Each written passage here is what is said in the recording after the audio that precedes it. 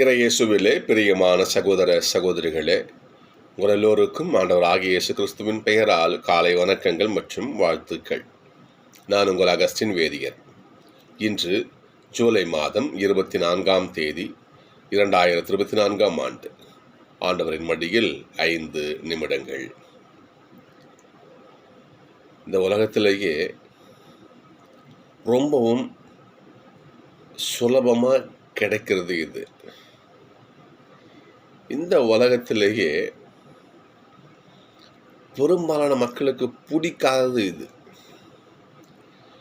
எதுன்னு சொல்லுங்க பார்ப்போம். திரும்பவும் நான் கேட்குற கேள்வி திரும்ப கேட்டுக்கிறேன். இந்த உலகத்திலேயே ரொம்ப சுலபமாக இது கிடைக்கும். ரொம்ப சுலபமாக அது கிடைக்கும். ஆனால் இந்த உலகத்திலேயே வெகு ஜனங்களுக்கு இது பிடிக்காது. அது என்ன? ஒரு ஃபியூ செகண்ட் உங்களுக்காக.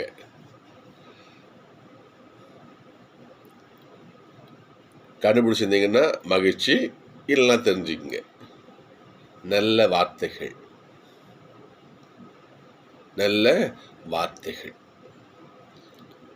உங்களுக்கு புரியணும்னா அட்வைஸ்ன்னு சொல்லுவாங்க பாருங்க ஆங்கிலத்தில். வீட்டில் பெரியவங்க சொல்லுவாங்க, நீ தப்பான பாதையில் பயணிப்ப. பெரியவங்க சொல்லுவாங்க, டேய் அந்த பாதையில் போதரா, அது தப்பு, அது அங்கங்கெல்லாம் சிக்கல் இருக்குது, நீ இப்படி போ. ஆமாம், சொல்ல வந்து பெருசாக நல்ல வார்த்தை நமக்கு கிடைக்கும். பெரியவங்க சொல்லுவாங்க, அப்பா அம்மா சொல்லுவாங்க, தாத்தா பாட்டி சொல்லுவாங்க, வயது முதிர்ந்தவர்கள் அனுபவசாலி சொல்லுவாங்க, எப்பா அங்கே போதையா, தப்பியா, நல்லபடியாக படி, நல்லபடியாக உருப்படுற வேலையை பாரு சொல்லுவாங்க. நல்ல வார்த்தைகள் மிக அரும்பெரும் காரியங்களை செய்யும். நமக்கு தெரியுது கிடையாது. காசு பணம் செய்கிறத விட, மற்ற பொருள் போட்டுங்க செய்கிறத விட, இந்த நல்ல வார்த்தை இருக்கு பாருங்க, அது செய்கின்ற காரியங்கள். சில பேர் சில குற்றவாளிகள் சொல்லுவோம், சிறை சந்திப்புன்னு சொல்லுவோம் இல்லையா? ஆனால் ஒரு சில நேரங்களில் இப்போ வாய்ப்பு கிடைச்சிருக்கு. நான் அங்கே போயிட்டு இந்த சிறை கைதிகளை பார்த்து பேசும் பொழுது அங்கே இருக்க சொல்லுவாங்க, அங்கே சொல்லுவோம் நாங்கள் போயிட்டு, இம்மா அதெல்லாம் செய்யாத, இப்படிலாம் சொல்லுகிற பொழுது அங்கே இருக்கின்ற சிறை இந்த சகோதரர்கள் சொல்லுவாங்க பாருங்க, சார் இப்போ இங்கே வந்து சொல்கிறீங்க, வெளியே யார் சார்னு சொல்கிறதெல்லாம் எங்களுக்கு அப்படின்வாங்க. ஜெயிலில் வந்திருக்கோம், சந்திக்கிறோம், போயிட்டு பேசுகிறோம் அவங்கக்கிட்ட. அவங்க சொல்லுவாங்க, சார் இப்போ இங்கே வந்து சொல்லினா சார் புண்ணியம், அங்கே இருந்தோம் சார், நாங்கள் எங்களுக்கு யார் நல்லது சொல்கிறதுக்கு எங்களுக்கு ஆள் கிடையாது அப்படின்வாங்க. இருக்கிற அந்த அருமை தெரியாது. நல்ல வார்த்தை சொல்கிறதுக்கு அவங்க அருமை தெரியாது. எதுக்கு அவ்வளோ போகிறீங்க? என் லைஃப்பில் எடுத்துங்களேன், நல்ல ஹைட்டாக இருப்பேன், நல்லா உடல் சின்ன வயசில். இப்போ இருக்கிற பசங்கள்லாம் ஈஸியாக வந்து போலீஸ் ட்ரைனிங்லாம் போகிறாங்க, ஈஸியாக போகிறாங்க. +2 பாஸ் பண்ணுறானுங்க, போகிறானுங்க. இன்றைக்கி ஒரு ஹோம் கார்டாக சம்திங் ஏதோ ஒரு பொறுப்பில் போய் வேலை செய்கிறானுங்க, அரசு வேலை செய்கிறானுங்க. நான் இருக்கிறப்ப எனக்கு சொல்கிறதுக்கு ஆள் கிடையாது. இப்படி ஒரு பணி இருக்குது, இந்த மாதிரி. இப்போ நான் சொல்கிறேன், இப்போது நான் +2 முடிச்சிருப்பேன், நான் ஒரு 17 வயசில் முடிச்சிருப்பேன் நான். இப்போ என் வயசுக்கு 49 வயசு ஆகுது, 48+. எனக்கு கிட்டத்தட்ட அப்போது 18 வயசு 30 வருஷம் கூட சொல்கிறேன் நான். எனக்கு சொல்ல ஆள் கிடையாது. இந்த பாதையில் போய் நல்ல பாதை. அப்போ நல்ல வார்த்தைகள் எப்படிப்பட்ட விளைவை கொடுக்கும் பாருங்க. அப்போது அந்த வார்த்தைகள் கடவுளுடைய வார்த்தைகள், நல்ல வார்த்தைகள், ஆண்டவருடைய வார்த்தைகள். நற்செய்திக்கு இப்படிதான் பேர் சொல்லுவாங்க, நற்செய்தி, காஸ்பல்னு சொல்லுவாங்க, அப்படிதானே? காஸ்பல், நற்செய்தின்னு சொல்லுவாங்க. இந்த காஸ்பலுடைய விரிவாக்கம் தெரியுங்களா? குட் ஸ்பெல், நல்ல வார்த்தைகள், நல்ல உச்சரிப்பு, நல்ல ஒளி. அது குட் ஸ்பெல். ஸ்பெல் என்றால் உச்சரிப்புன்னு அர்த்தம். குட் ஸ்பெல், நல்ல வார்த்தைகள், நல்ல வாழ்க்கையை மேம்படுத்தக்கூடிய விஷயங்கள். அதான் கடவுளுடைய வார்த்தைன்னு சொல்லுவாங்க அதுக்கு பேர். இந்த ஆண்டவருடைய வார்த்தை, இந்த நல்ல வார்த்தைகள் அனைத்தையும் செய்து முடிக்கும். இன்னைக்கு முதல் வாசகம் பார்க்குறோம். நம்ம இன்னைக்கு இறைமையுடைய அழைப்பை நம்ம இன்னைக்கு பார்க்குறோம். அதில் வருகின்ற இந்த வரியை பார்க்குறோம். இறைமையா சொல்கிறாரு, நான் சின்ன பிள்ளை தான் ஆண்டவரை, எனக்கு என்ன தெரியும் எனக்கு. அதெல்லாம் நீ சொல்லாத. என் வார்த்தையை உன் வாயில் நான் வச்சிருக்கிறேன். நான் எங்கே போக சொல்கிறேனோ அங்கே போ. நான் என்ன பேச சொல்கிறேனோ அதை நீ பேசு. வேற ஒன்றும் செய்ய தேவையில்லை. நான் உனக்கு என்ன கைட் பண்ணுறேனோ அதை மட்டும் நீ பண்ணால் போதும். உன்னை எவனும் எதிர்த்துக்க மாட்டான். ஏனென்றால் நான் உன் கூட இருப்பேன். நான் உன்னை விடுவிப்பேன். இது ஆண்டவருடைய பாதுகாப்பு, பராமரிப்பு. அதனால் அந்த வார்த்தை என்ன செய்யும்? அதான் நம்மளுடைய கேள்வி இன்னைக்கு. பாருங்க, பார்ப்போம். உன் வாயில் என் வார்த்தைகளை வைத்திருக்கிறேன். அந்த வார்த்தை பிடுங்கவும், தகர்க்கவும், அழிக்கவும், கவிழ்க்கவும், கட்டவும், நடவும் அந்த வார்த்தையால் முடியும். தீமைகளை என்ன பண்ணுவது? பிடுங்கி தகர்க்கும். கடவுளுடைய வார்த்தை, நல்ல வார்த்தை. தீமைகளை வேரோட பிடுங்கி தூக்கி தூர எரிஞ்சு போடும். எவ்வளோ நம்ம சொன்ன கட்டி வச்சிருக்கணும். தீமையின் கோட்டைகளை தகர்க்கும் ஆண்டோடைய வார்த்தை. என்ன பண்ணும்? பிடுங்கும், தகர்க்கும், கட்டவும், நடவும். ஒரு விஷயங்களை என்ன பண்ணும்? நல்லவைகளை இது கட்டும், கட்டுமானம் செய்யும் ஆண்டோடைய வார்த்தை. ஒன்றுமே இல்லாதத்தில் ஆண்டவர் இந்த உலகம் நிர்மாணித்தார். வார்த்தையாக இறைவன்.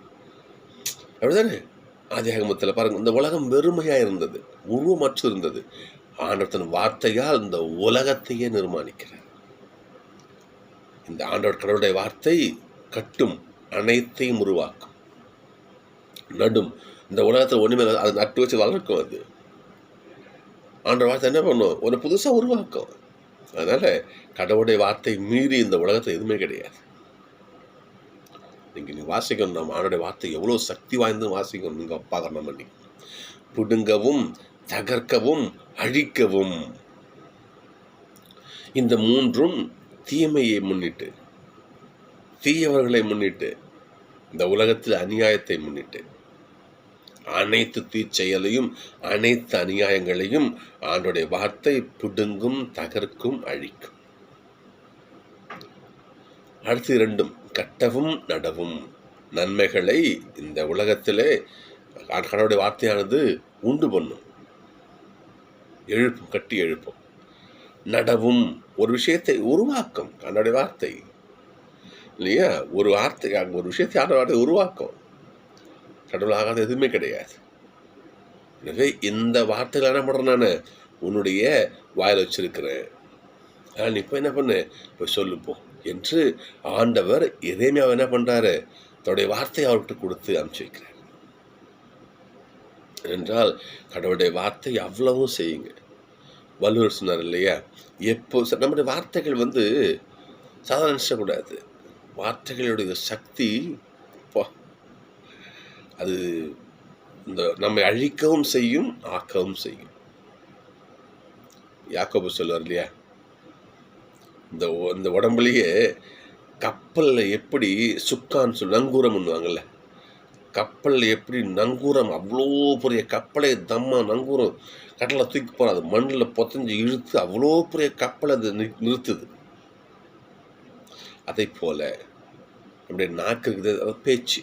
நாக்கு இருக்குது, இந்த மொத்த உடம்போட செயல்பாட்டையும் ஸ்டாப் பண்ணிடும். நம்ம சின்னதான் நினைக்கிறோம். நம்ம வார்த்தைக்கு அவ்வளோ பெரிய வலிமை உண்டு. ஞாபகம் வச்சுக்கோங்க. நாம் சும்மா ஒரு ஜோக்காக ஒன்று சொல்லுவோம். நாங்கள் சும்மா பசங்களுக்கு கிளாஸ் எடுப்போம், சும்மா சும்மா சொல்லிட்டு இருப்போம். என்னென்னா 32 பல்லும் நாக்கை பார்த்து கேலி பண்ணிச்சான். நாக்கு, நீ ஒரு ஆள், நாங்கள் 32 பேர், அப்படியே 32 போகிறோம். அப்படியே ஒன்று நசுக்கி நெரிச்சோம். அப்படியே அப்படியே துண்டை கட்டாகி கீழே விழுந்துருவேன். திரும்ப ஜாக்கிரதையாக இருக்கணும் அப்படின்னு சொல்லிட்டு 32 பல்லு சொன்னிச்சான். அதுக்கு நான் சொன்னேன், எப்போ 32 பேர்களா? நான் ஒரு ஆள் தான், நான் சிங்கிள் தான், ஒரு ஆள் தான். ஆனால் நான் ஒரே ஒரு வார்த்தையை தப்பாக பேசினேன், 32 பேரும் கீழே கொட்டிக்குவீங்க அப்படின்னு சொல்லுமா. உண்மைதான், சத்தியமான வார்த்தை இது, உண்மையான வார்த்தை இது.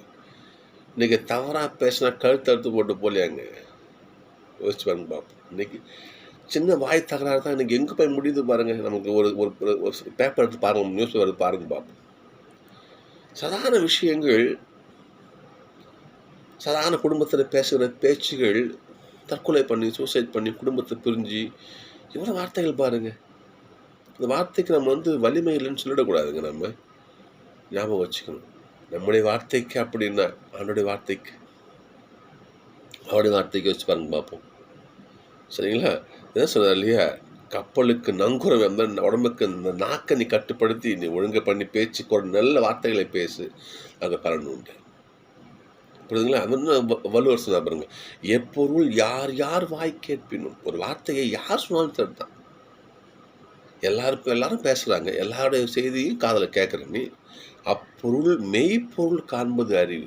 அதில் நல்லது எவன் சொல்கிறான்னு பாரு, அதை கண்டுபிடிச்சிக்கோ, அதை வாழ்க்கையை பின்பற்று, அதுதான் அறிவுன்னு சொல்லுவார். அப்போ நல்ல சொற்கள், நல்ல வார்த்தை, நல்ல சொற்களை நம்ம வாழ்க்கையில் கடைபிடிக்கிற பொழுது அதுக்குரிய பலன் கொஞ்சம் கொஞ்சம் கிடையாது. மாறாக தீய வார்த்தைகளை பயன்படுத்தும் பொழுது, தீய வார்த்தைகளை கேட்கும் பொழுது நாம் அடைகின்ற தீங்குக்கு, தீய செயலுக்கு நம்ம அதுக்கும் அளவு கிடையாது. நாம் நன்மையை தேர்ந்தெடுப்போம். திருப்பாடல் ஆசிரியர் பாருங்க பார்ப்போம். ஆண்டவரே, உமது வாய் உமது நீதியையும், மன்னிக்கணும், ஆண்டவரே என் வாய் உமது நீதியையும் மீட்பையும் எடுத்துரைக்கட்டும். என்னுடைய வாய் எப்படி இருக்கணும்? உங்கள் வார்த்தையே பேசணும், உங்கள் மீட்பு செய்தி சொல்லணும், உங்களுடைய நீதி எடுத்துரைக்கணும். அந்த என்னை பார்த்துக்குங்க ஐயா, என்ன திருப்பாடல் ஆசை சொல்ல பாருங்க இன்னைக்கு. ஏனென்றால் நான் உம்மிடம் அடைக்கலம் புகுந்திருக்கிறேன். நீங்கள் தான் என் ஆதரவு, நீங்கள் தான் அடைக்கலை. என்ன பண்ணுங்க, ஒருபோதும் என்னை கைவிட்டாதீங்க. என் அடைக்கல பாறை நீங்கள் தான், என் கோட்டை நீங்கள் தான், என் மீட்பு நீங்கள் தான், என் கற்பாறை நீங்கள் தான், என் அரண் நீங்கள் தான். இல்லையா? கடவுளே, பொல்லாறு கையை நின்று என்னை என்ன பண்ணுங்க, கவர்ந்து பண்ணுங்க. உங்கள் வார்த்தைகளை காப்பாற்றிட்டோம். சரிங்களா? நல்லா கவனிச்சு பார்க்கணும். நம்ம உடன்படிக்கை பேழை என்ன உள்ள என்ன இருந்து சொல்லுங்க பார்ப்போம். உடன்படிக்கை பேழையில் ஆண்டோடைய வார்த்தை இருந்தது, கடவுளுடைய வார்த்தை உள்ள இருந்துச்சு, அதைத்தான் வணங்கினார்கள். கடவுளுடைய வார்த்தை இருந்தது, மண்ணா இருந்தது, ஆரோனுடைய கோல் இருந்தது. இதெல்லாம் உள்ள வச்சு கடவுளுடைய வார்த்தையான இறைவன் சொன்னாங்க.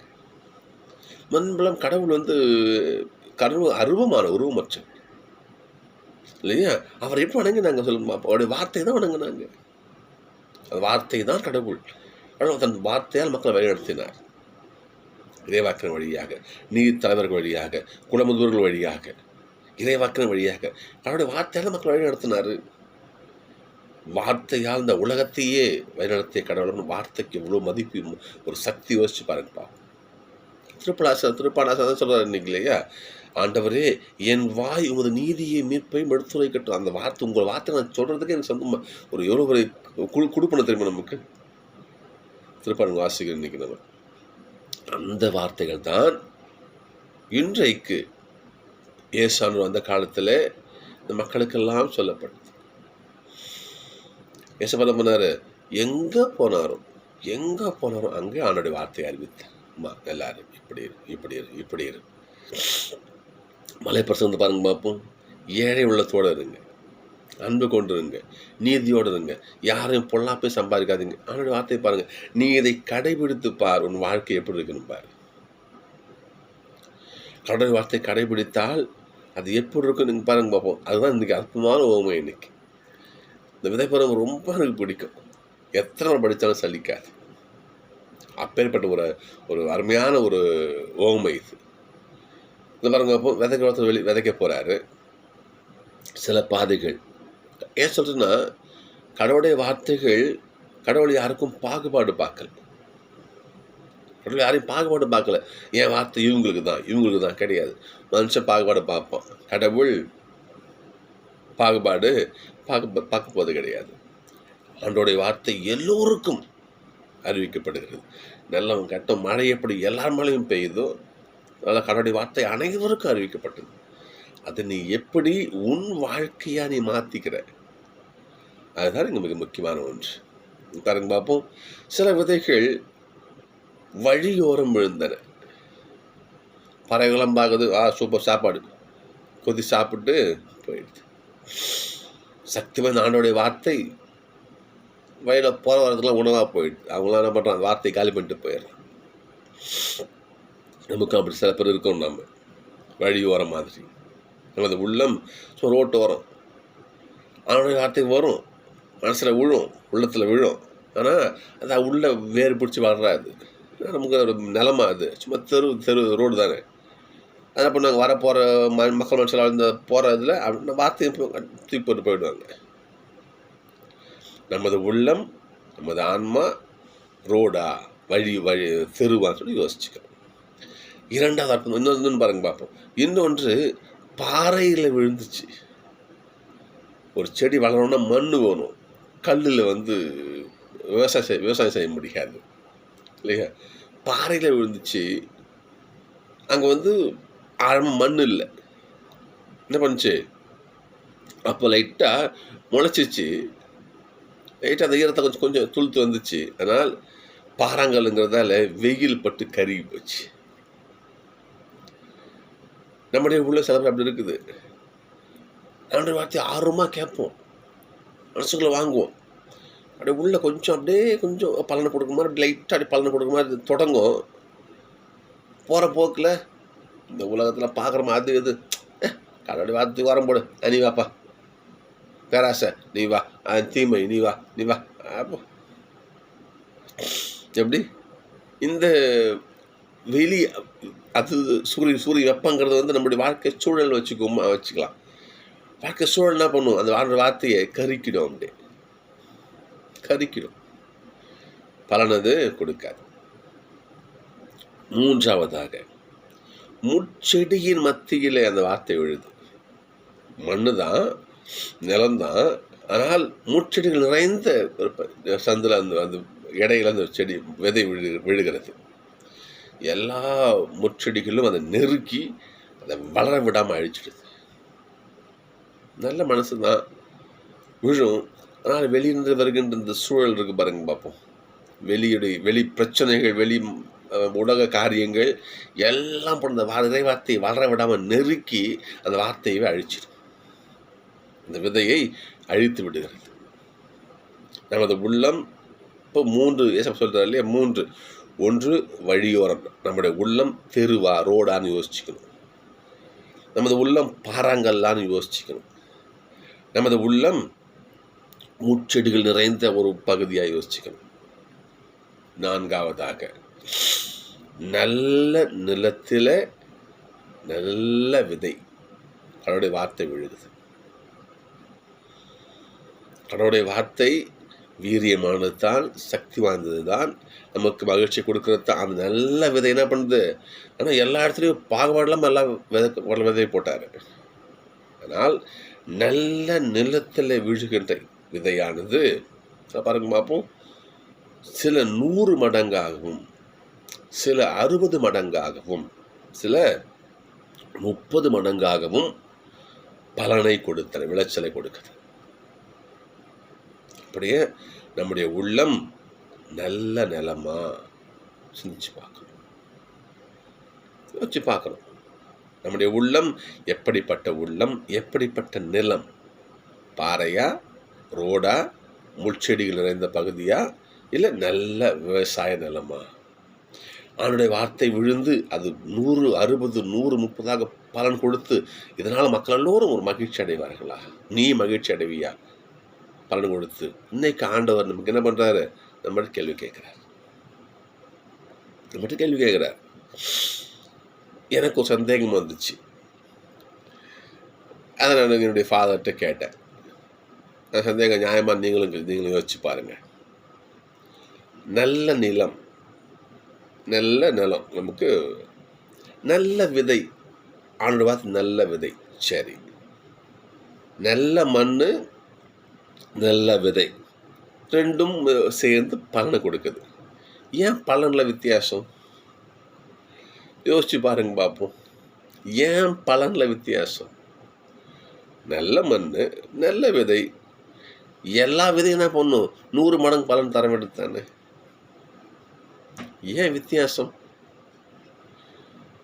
இப்போ நம்ம யோசிச்சிருக்குமா? நம்ம மனசில் படிச்சு எதுக்கு இவ்வளோ கடலில் வித்தியாசம் தான் பண்ணுறாங்க என்ற ஒரு சந்தேகம்.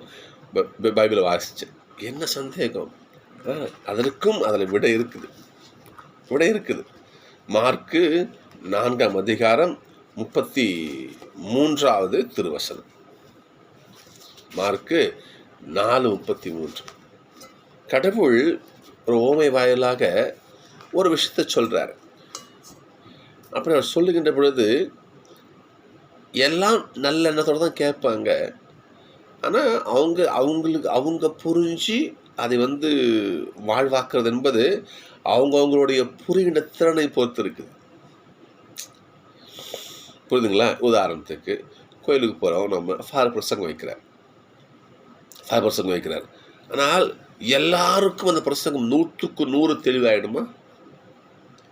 இப்போ நான் உங்களுக்கு ஆண்டோடைய வார்த்தையை பகிர்ந்துக்கிறேன்.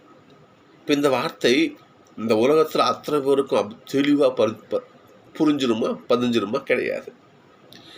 அவங்க என்ன அவங்களால புரிஞ்சிக்க முடியுமோ அதை கிரகிச்சு என்ன பண்ணுவாங்க? புரிஞ்சிக்குவாங்க.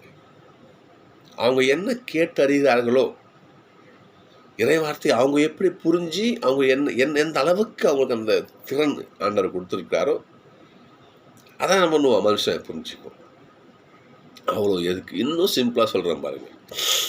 ஒரு வகுப்பில் 50 பிள்ளைங்க இருக்கிறாங்க. ஆசிரியர் ஒரே மாதத்தில் எல்லாருக்கும் போதிப்பார். ஆனால் எல்லா மாணவர்களும் 1 மார்க்கை வாங்குறாங்க. ஒருத்தவன் 80 வாங்குவான், ஒருத்தவன் 70 வாங்குவான். ஒருத்தவன் இதே படிப்பு தான் அவனுக்கும் தனியாக ஒருத்தவனுக்கு போய் போதிக்கும் சார் கிளாஸ் எடுக்க மாட்டான். அவன் என்ன பண்ணுவான்? படிச்சு கலெக்டர் ஆவான் எப்படி? அவன் படித்து இன்ஜினியர் ஆவான் எப்படி? அவன் படித்து டாக்டர் ஆவான் எப்படி? அவன் என்ன புரிந்து கொள்ள திறமை கடவுள் கொடுத்துருக்காரு பாருங்கள். அதை பொறுத்து தான் பலன் கொடுக்கும். இதை என்ன பண்ணுறாங்க? நீங்கள் மார்க்கில் வாசிக்கலாம். நீங்கள் மார்க்கு 4:33 வாசிக்கட்டுமா? பாருங்களேன். மேல் தலைப்பே தான், உவமைகள் வாயிலாக பேசும் இயேசு. அவர்களது கேட்டறியும் திறமைக்கு ஏற்ப அவர் இத்தகைய பல உவமைகள் அவர்களிடம் எடுத்து சொல்றார். இந்த முதல் வரி நம்ம கவனிக்கணும். அவர்களது கேட்டு அறியும் புரிந்து கொள்ளும் திறமைக்கு ஏற்ப அவருடைய பலன் இருக்கும். இன்னொன்று சொல்கிறேன் பாருங்க.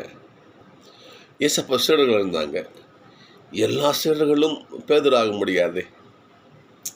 நினச்சி பாருங்க, ஆக முடியுமா? பேதுரு சொன்னார், ஆண்டவரே நீரே வாழ்வுதரும் வார்த்தை, நீரே மெசியா, நாங்கள் யார்கிட்ட போவோம் உங்களை விட்டுட்டு? வாழ்வு தரும் வார்த்தைகள் ஐயா உங்ககிட்ட தான் இருக்குது. அவரை எப்படி கண்டறிந்தார்? அவர் 100 மடங்கு பலன் கொடுத்தாரு இல்லையா? தத்துவம் கொடுக்கலையே. இதான் வித்தியாசம். தூய பவுல் ஏசப்பாவை பார்த்த கூட கிடையாது இல்லையா?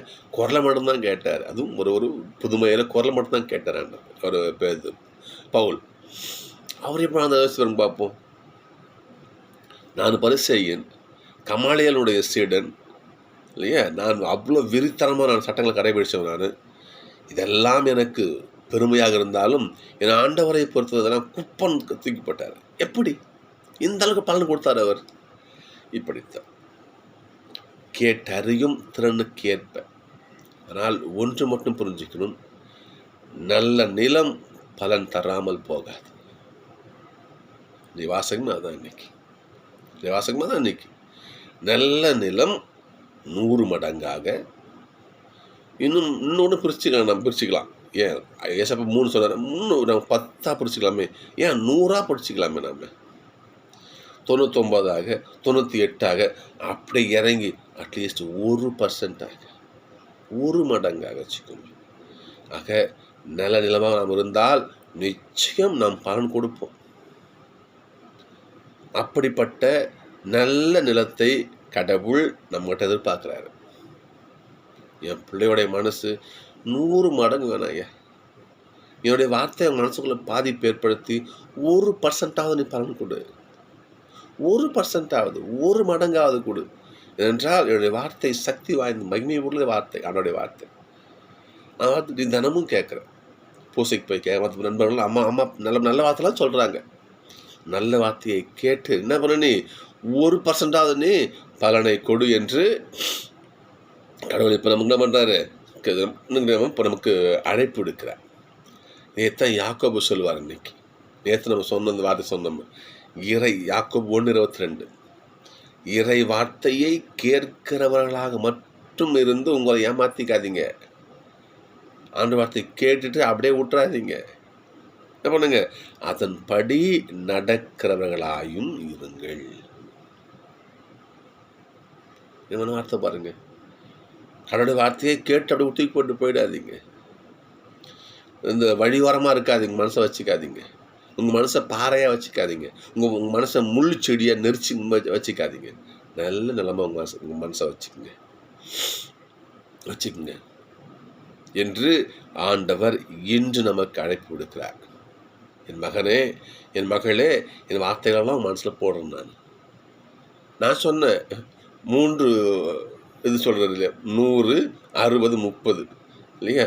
இன்று ஏசப்பா சொல்கிறாரு, அட்லீஸ்ட் 1% என் பிள்ளைங்க பலன் கொடுக்காத, 2%, 3 அட 30 ஓடு. நான் இறுதி எல்லை 30 வச்சேன் இல்லையா, அதை ஓடு.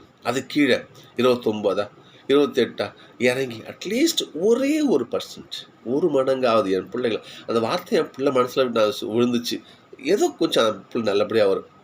10 சிகரெட்டு பிடிச்சான், அதை இன்னைக்கு 9 பிடிக்கிறான். எனக்காக ஒரு சிகரெட் ஒரு கெட்ட பழக்கத்தை இழந்துருக்கிறான் என்றது.